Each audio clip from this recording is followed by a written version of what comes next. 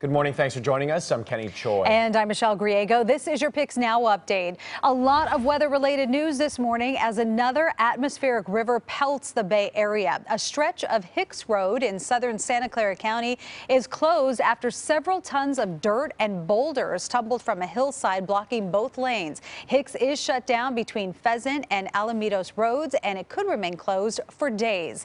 There is minor flooding in parts of Marin County this morning. Here is a look at a common trouble spot in that area, Lucky Drive in Larkspur. Motorists are urged to take things slow as those small ponds on roadways can catch people off guard. In Sonoma County, a rock slide blocked traffic this morning on Mark West Springs Road in Santa Rosa. The mess has since been cleared, but more slides are possible as the storm continues. Check this out in the Tahoe Truckee area. It looks like another beneficial storm for ski resorts, but a hassle for anyone driving to the region. We're not showing that video at this time, but it is pretty bad. Tire chains are now required on Interstate 80 east of Gold Run and on U.S. Highway 50 between Twin Bridges and Myers.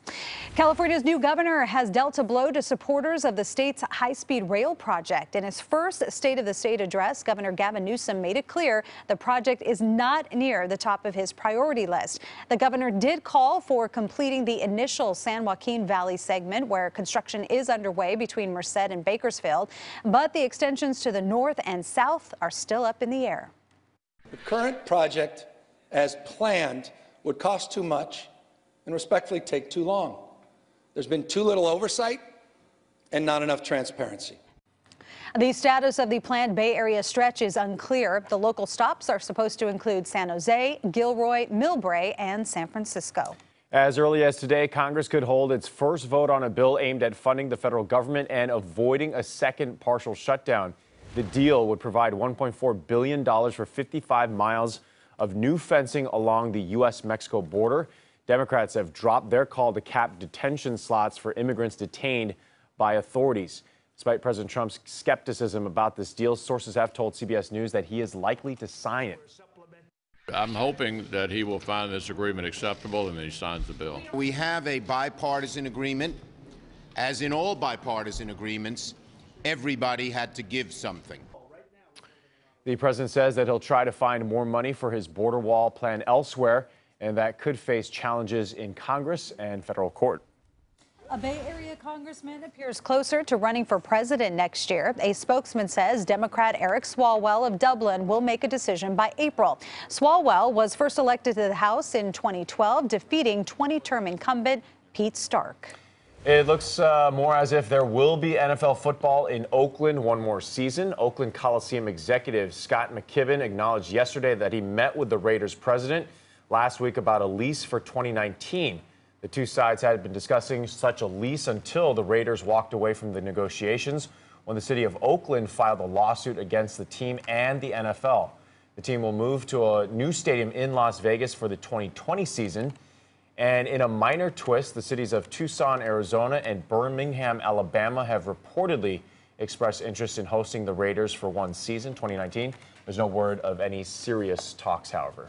Well, Mary Lee is in the Weather Center keeping busy this morning because of all of this rain just soaking the Bay Area. That's right, Michelle and Kenny. This is a powerful storm system tapping into tropical moisture, so an atmospheric river event bringing a lot of rain and a lot of wind. High-def Doppler, most of the Bay Area getting a drenching this morning. You can see for the North Bay, Windsor, Santa Rosa, Werner Park to Petaluma. And just to show you, we're catching some storm reports here. So this is a storm report at Sebastopol. A school bus with kids on board stuck in flooding there. And now let's show you across San Rafael, Mill Valley. You're getting that rain down through San Francisco, Oakland, Berkeley, Lafayette, Hayward, and also a storm report here. And you can see at Broadmoor there, flooding at bottom of the off-ramp at state-bound Highway 1 there. And then also down across San Mateo, Mountain View, Saratoga. You can see the storm reports as well. Portola Valley in San Mateo County, the eastbound lane completely covered in mud and a small tree there blocking the roadway. So here is the wind speeds out there because we're tracking some strong winds, 26 mile-per-hour winds in San Jose. 23 in Fremont, 30-mile-per-hour winds in San Francisco, a high wind warning, wind advisory all in effect now until tomorrow morning. And you can see why with these strong winds, 23-mile-per-hour winds in Berkeley and 25 for Antioch. Satellite and radar view, there is all of this tropical moisture, this atmospheric river event, bringing all of this rain and all of the wind. Now, as we go through the afternoon, this is on Futurecast. Here we are at 3 p.m. We'll see scattered showers, but then it picks up again by this evening. This is at 6 p.m. You can see the orange and red indicating some heavy downpours, and that continues into overnight tonight into tomorrow morning. We're going to see the winds kick up by tonight into tomorrow morning as well, which is why that high wind warning, wind advisory, all in effect now until tomorrow morning. Futurecast rainfall amounts, impressive rainfall amounts, up to 8 inches for the North Bay Mountains, up to 6 for the Santa Cruz Mountains, 2 to 4 for the San Francisco Peninsula, up to 3 for the East Bay, and 1 to 2 for the South Bay. So Futurecast wind gusts, a windy morning, and again, we are going to see the winds pick up again tomorrow morning. Back to you.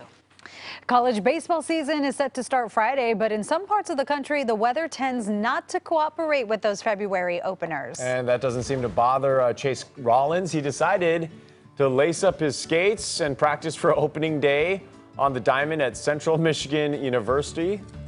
Just a reminder, this is still hockey season. Okay, but look at that, nice stop. But he Short doesn't stop. play hockey, right? He First. plays baseball? Plays baseball, Baseball, and, okay. and he can skate a little bit. No word if he has a good slap shot. But Talented guy there. Very talented. I guess that's what you got to do. Well, we will be back with another update at the top of the hour. You can always watch and listen to us on your Google Home and Amazon Echo devices.